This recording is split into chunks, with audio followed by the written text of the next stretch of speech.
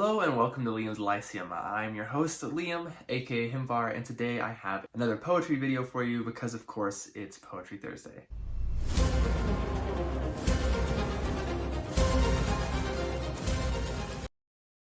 So along with it being Poetry Thursday, it's also Sword and Sorcery November. So this poem is going to be focused on Sword and Sorcery. Sword and Sorcery does have some poems from it.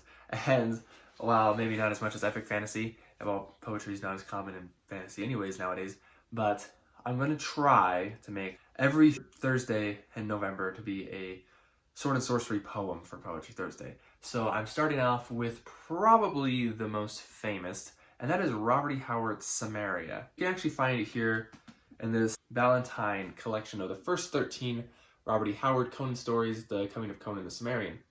And it is titled Cimmeria. And if you look at the beginning, it actually has a note right at the start that says, written in Mission, Texas, February 1939, suggested by the memory of the hill country above Fredericksburg, seen in a mist of winter rain. Looks like Howard made that note himself.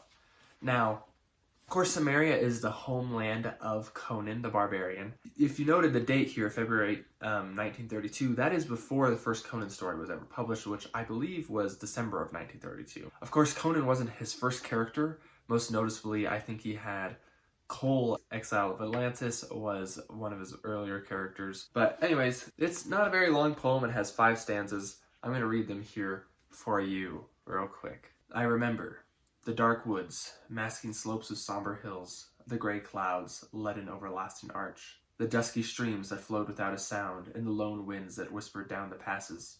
Vista on vista marching, hills on hills, slope beyond slope, each dark with sullen trees. Our gaunt land lay, so when a man climbed up a rugged peak and gazed, his shaded eye saw but the endless vista, hill on hill, slope beyond slope, each hooded like its brothers.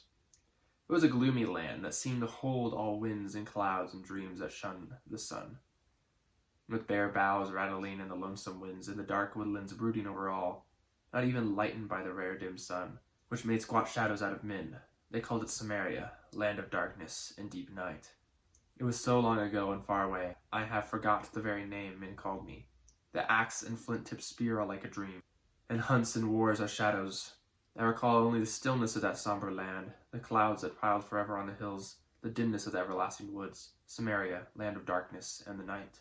Oh, soul of mine, born out of shadowed hills, the clouds and winds and ghosts that shun the sun, how many deaths shall serve to break at last this heritage which wraps me in the gray apparel of ghost? I search my heart and find Cimmeria, land of darkness and the night.